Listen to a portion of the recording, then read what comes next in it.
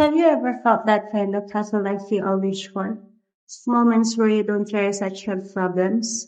In life where you don't even wish for something better. Just something stable, especially financially. Isang bagay na minsan ay inaasam ko. Minsan gusto mo magreklamo. Napagod ka na pero walang bawal. Dahil wala ka namang ibang choice. Nalito nga pala sa sahod ko.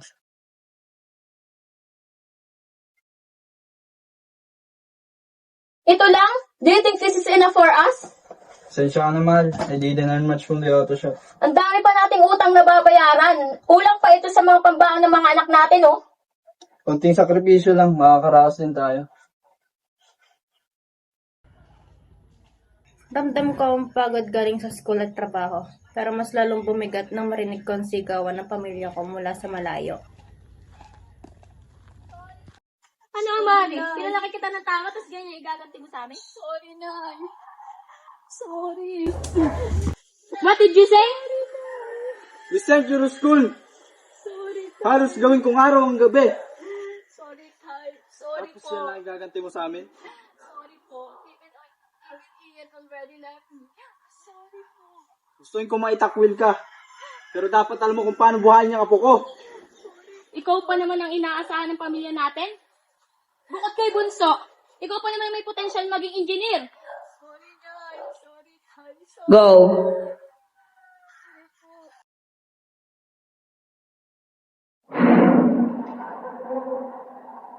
Yung mga hindi ko lang nagkaabala sa laboratory namin dyan, maya naman ano?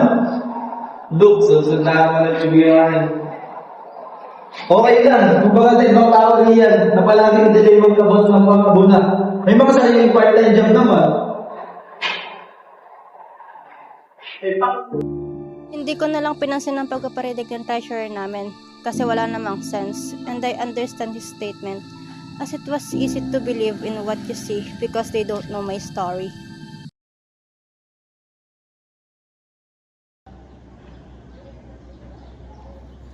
Go.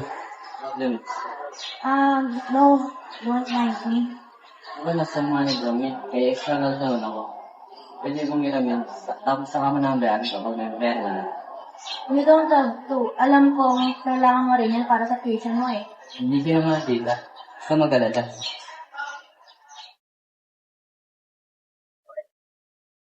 Salamat. Hayaan mo ang babayaran din kita pag nagkasweldo na tayo. Love you. Mana po, Nay? I brought some food and... Kanina lang binigay sa inyo ang allowance nyo sa school, hindi ba? Opo, Nay. Ito po pala, 1,000. This is it? Pinagtatagwa mo ba kami ngayon ng pera? Nay, maintindihan niyo naman po sana na madami rin po ang bayanin sa school. I don't even ask for allowance at tumutulong din po ako sa bahay. Hindi pa rin po ba sapat? You're so dramatic. Kung hindi mo ito dadagdagan, ikaw na magbayad ng tubig natin ngayong buwan. Teka lang, Nay. Parang hindi naman po ata tama yan.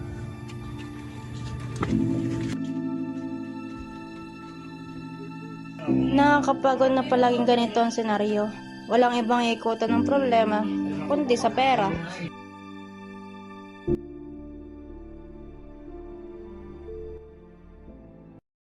Where's si Loic? Gabi na. Kasi ano ate? May kailangan kang bayaran sa school? Opo ate. I asked Nani about this pero sabi niya sa'yo na raw ko humingi. Magkano ba? 250 po ate. But it's fine if you won't leave me some. Magsasabi na lang po ako sa teacher. Ito, I heard that it's required for you to pay for your intrams t-shirt. Gabi na, matulog ka na. Talaga ate. Thank you. Wala man.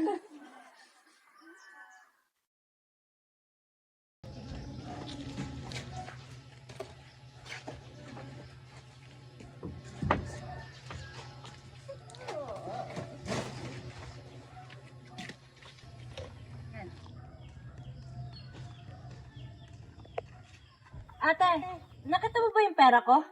What would I even do with that? I was just asking if you saw it. Nawawala kasi sa kwarto ko eh.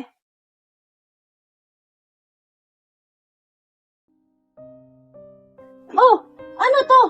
Ate naman, di ba sapat na tinutulungan ko kayo ngayon, lalo na sa pagbubuntis mo?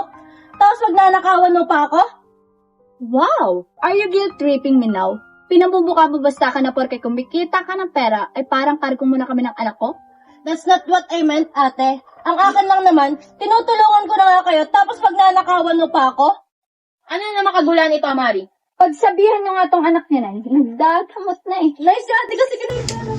You've been acting up since last night. Kulang na nga yung perang binigay mo sa amin, tapos kinuha lang ng ate mo pera mo, lakas ng loob mo sumbatan siya. That's enough, mahal. Kung wala na rin naman tayo magagawa at nagastos na yung pera eh. Pagsabihan mo nga yung anak mo, lumalaki na yung ulo eh.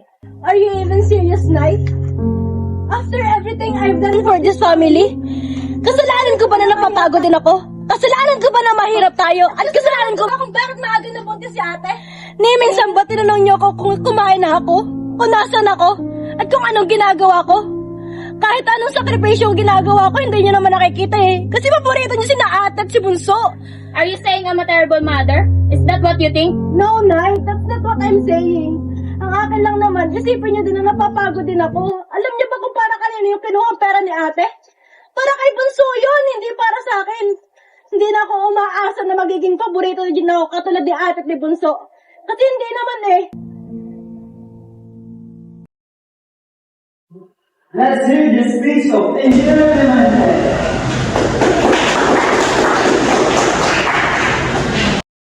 Good afternoon, everyone. I'm Engineer Clemente. So, first of all, I want to share what my sister had with me.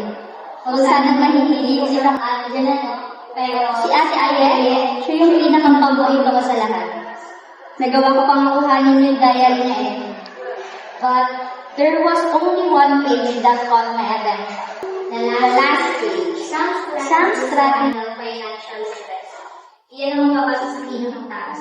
Nakatala dito ang mga sumusunod. First, create a budget. Second, start saving early. Third, talk to someone. Fourth, be practical. Don't overspend on unnecessary things. Nakatala dito sa diary niya lahat pero may isang naiwan. May isang walang check. The number 5. That stated, look after your mom. Yes, she did everything things. She graduated. She even helped me for who I am right now. Pero sa kabila ng crisis na yun, nakalimutan niya yung sarili niya. Nagawa niya yung isang bagay na, alam mo yun, kami lahat, hindi namin inaata. My sister died 7 years ago. Love, pakinggan mo. Sumisita si baby. Hi, baby. Hindi naman paghintay si Papa na makita ka. Mahal, tinan mo nga itong suot ko kung ayos lang. Palagi ka naman maganda sa paningin ko, mahal. Oo talaga. Ay, anak. Mauna na muna kami sa inyo ha. Talaga si Bunso kanina pa chat ng chat sa akin. Oo nga anak, sumunod na lang ikaw doon. Ikaw ay susunod ha. Alam mo naman magtatampo yun. Una na kami ng kuya mo. Opo, bibili lang po ako ng bouquet na rose na paborito ni Bunso. Tapos, susunod din po ko. Ipalakpak niyo na lang po ako habang wala pa po ako doon. Sa hindi Ingat ka, anak, ha? inaasahan, Opo. ganito na pala yung dinadanas ng aming anak. Ni hindi man lang namin natanong kung ano yung problema niya o kung ano yung pinagdadaanan niya. Inuna kong magalit sa kanya. Inuna kong sumbatan siya. Na dapat hindi ko na lang ginawa. Sobrang pinagsisisihan ko lahat. Pero wala eh. Nangyari na. Anak, mahal na mahal ka namin. Sana naman maramdaman mo din yun. Ate, kung nakikinig ka man o kaya nakikinig ko lang lahat, our family is doing okay now. Of course, we are okay. Thank you for all of your sacrifices. Sana kayo may apply nyo rin yung ginawa ng ate ko, yung mga strategies about financial stress. Only one reminder, being poor is hard but still choose the path that leads to your dream. Once again, I am Engineer Clemente. Yun lamang at magandang hapon sa atin.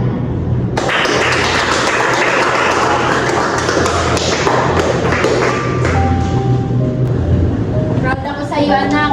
Thank you po sa inyong lahat ha. Siya, tama ng drama. Kakain ko tayo sa